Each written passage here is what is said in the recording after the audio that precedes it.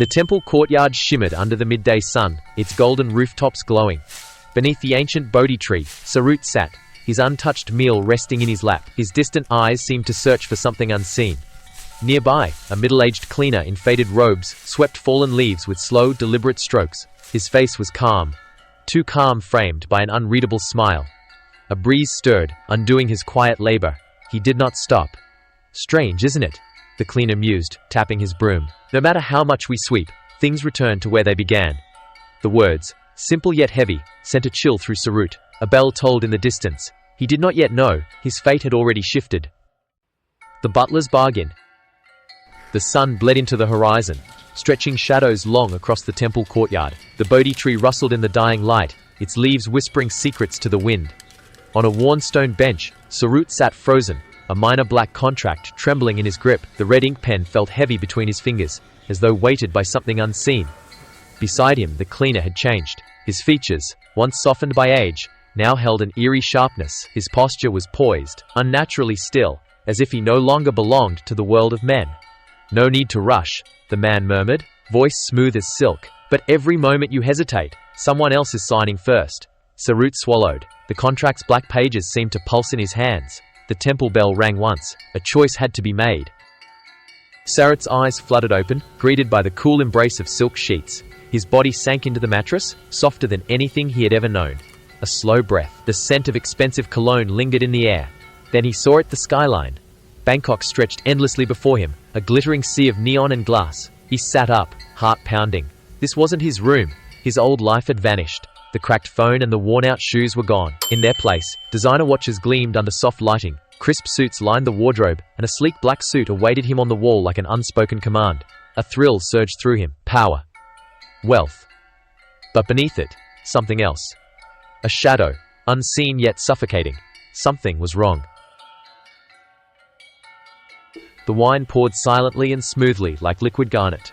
The butler's gloved hand never wavered, his black suit sharp against the candlelight. His smile was polite but unreadable, a mask of perfect decorum. Behind him, the shadows stretched too far, pooling where they should not. The chandeliers swayed, though no wind had touched them. The air felt weighted, thick, with something unsaid. As the last drop kissed the glass, a hush fell. The butler stepped back, hands folded, waiting. Somewhere beyond the candle's reach, something watched. The city pulsed around him, neon lights flickering like artificial stars against the towering skyline. Sarut stepped out of the Rolls-Royce, his polished shoes touching the pavement with quiet authority. His royal blue suit hugged his frame perfectly, the gold watch on his wrist catching the glow of the streetlights. Before him, his empire stretched skyward, a gleaming glass monolith, his name etched in steel at its entrance, his Restketh. Behind him, the butler held the car door open, expression unreadable, posture unnaturally still. The air crackled with power, yet beneath it lurked something colder, something unseen.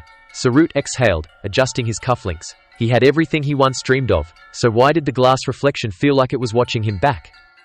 The apartment was quiet, save for the faint hum of the city beyond. Neon lights from the Bangkok streets bled through the window, red and blue, pulsing like a heartbeat, casting shifting shadows across the small dinner table.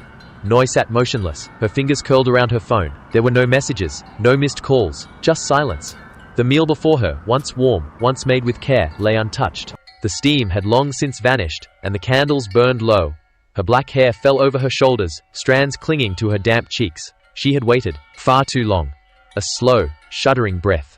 Outside, the world moved on. Laughter spilled from the streets, the rhythm of a city alive. But here, in this dimly lit room, time stood still. And for the first time that night, Noi let the tears fall. Crystal glasses clinked softly, whiskey swirling like liquid gold beneath the chandelier's glow. Smoke curled lazily in the air, rich with the scent of power. At the mahogany table, Sarut clasped hands with the Prime Minister, the silk of the man's Nehru jacket smooth beneath his grip. It was a perfect moment, photogenic and practiced. Deep and measured laughter rippled through the room, but beneath it lay an unspoken weight. In the background, the butler observed, his gaze unreadable, his amusement just a fraction too knowing. The deal was sealed, and yet, as Sarut withdrew his hand, his skin tingled like he had just shaken hands with something unseen. The city stretched beyond the floor-to-ceiling windows, a sea of lights flickering against the midnight void. Sarut stood motionless, the newspaper trembling slightly in his grip. Business rival mysteriously disappears overnight. His face remained unreadable, but his fingers tightened over the page.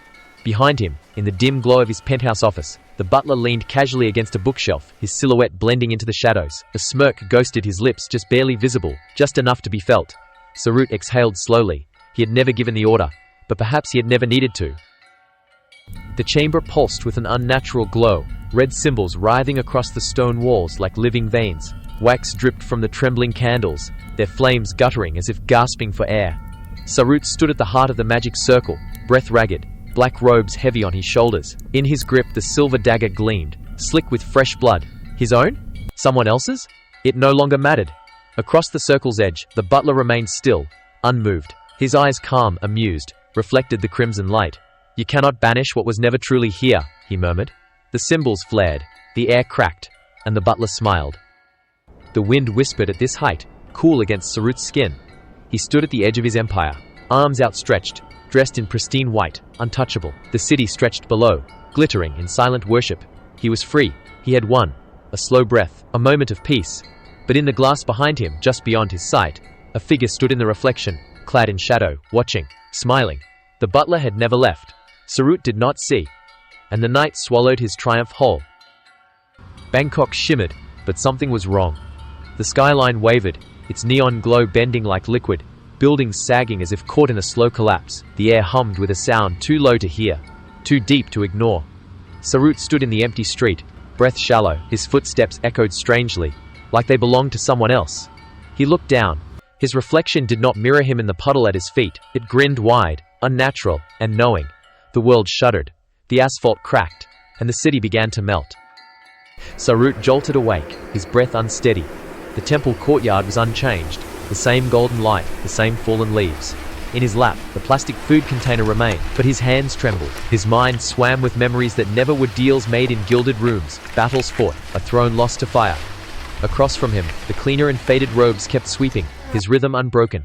Had it been a lesson? A punishment? Or had he never truly left? His voice shook. "What did you do to me?" The cleaner paused, his broom resting, a quiet smile. "You were never gone." The cleaner kept sweeping, his motions slow, deliberate. The fallen leaves stirred, carried away by the wind. His smile was gentle, calm, almost kind. But for a single flicker, his eyes burned red. The young man froze. Had he imagined it? A trick of the light? The broom never stopped. The courtyard remained peaceful, yet something unseen lingered beneath the quiet. The cleaner said nothing. He only smiled. And somehow, that was far more terrifying.